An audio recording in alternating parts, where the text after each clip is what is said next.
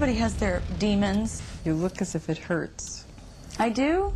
Love is work, and you gotta be honest about it. If you find yourself going another way, honesty with yourself, how you really feeling. Otherwise, you're better off alone.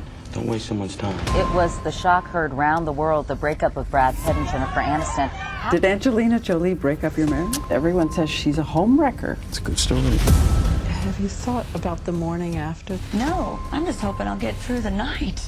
Brad abandoned her, leaving Jennifer defenseless and vulnerable. Did Harvey Weinstein want Jennifer Aniston dead?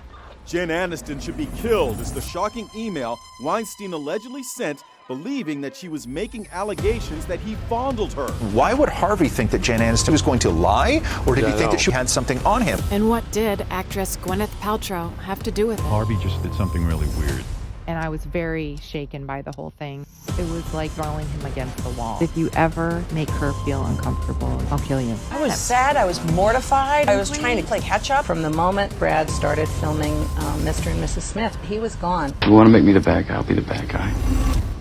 What would people be most surprised to know about you, do you think? I don't sleep. That's right. Why? I don't know. Jennifer Aniston's perfect life came crashing down in 2005. Were you lonely? Yeah. Not as sad, lonely, but just like, You look as if it hurts. I do? Yeah, you do. I'm absolutely uncomfortable. You couldn't be sweeter and kinder, and I'm just Miserable right now. I don't know. 3 months after separating from Brad, Jennifer was heartbroken once It was a again. tremendous shock to her when the pictures of Brad and Angelina frolicking on the beach came out. It sort of presented them as this instant family with a baby, and Jen had expected to be having her own baby with Brad during this year. You did say what Angelina did was very uncool. You did say that. He asked me a question, and I basically just answered it honestly as I could. Shattered by her breakup, Jennifer had no one to turn to, not even her own mother. My mom and I always had sort of a push and pull kind of a relationship. Jennifer's mother, a former model, constantly criticized and yelled at her daughter. I was a chubbier kid. That's probably why I wore so much makeup. I mean, my mom wore makeup. After her mother published a tell-all book behind her back, Jennifer vowed to never speak to her again. Oh my God, where did you get that? I got that out of the book she wrote. Oh, Jesus, I've never looked at it. Wow. I never saw this. I'm sorry. See, isn't she gorgeous? But are you surprised at yourself that you can't Let it go. transform it, redeem it?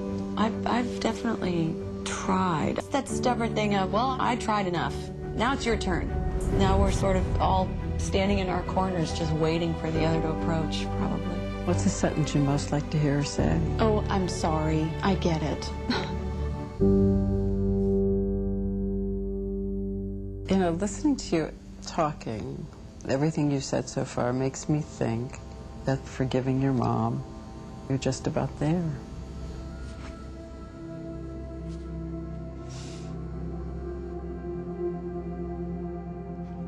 But Jennifer wasn't ready to forgive.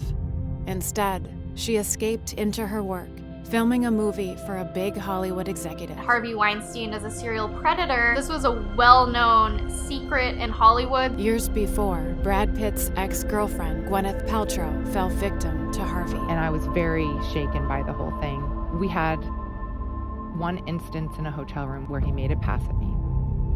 I really kind of stood up to him. I told my boyfriend at the time, Brad Pitt, he said, if you ever make her feel uncomfortable again, I'll kill you.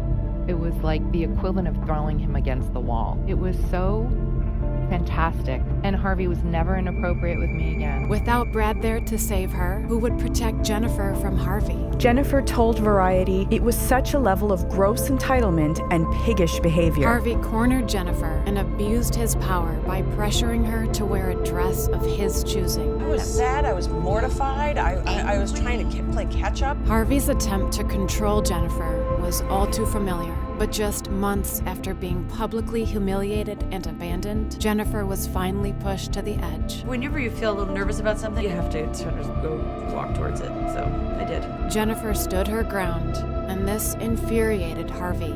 Weinstein had received an email notifying him about Jennifer Aniston confiding to a friend about being attacked. There were also some other details in the email that included Harvey having a massive crush on her. The ruthless Hollywood producer wanted his revenge. Did Harvey Weinstein want Jennifer Aniston dead? Jen Aniston should be killed is the shocking email Weinstein allegedly sent. Crossing Harvey was dangerous, but rising above him made Jennifer see her mother in a new light. This is painful and this is not going away, you know, and so there was something about having to overcome that heartbreak, especially when you love your parents so much. After surviving the most horrifying year of her life, Jennifer was finally ready to face her mother. After 9 years of estrangement from her mother, they've begun talking again by phone. It's been really nice.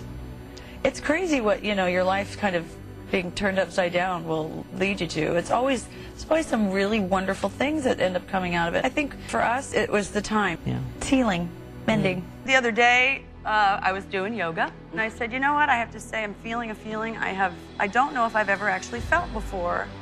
And that is that I don't want to be anywhere other than where I am right now. It was a feeling of total peace. And by recognizing how far she'd come, Jennifer was finally able to make peace with Brad. People want it to be this war and this mean, terrible, shallow thing, right? And it's just not. No anger, no feeling of wasted years. No. None of it. Thank God, no. Wouldn't that be a drag? Hi, Aniston. How you doing? Good, honey. How are you doing? I'm all right.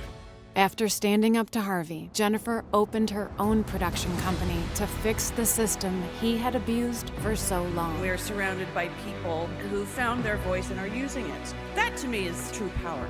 Jennifer's year from hell showed her that true power is choosing to take back control of your life. Injury, depression, pain, people become comfortable with it, and it becomes part of their identity.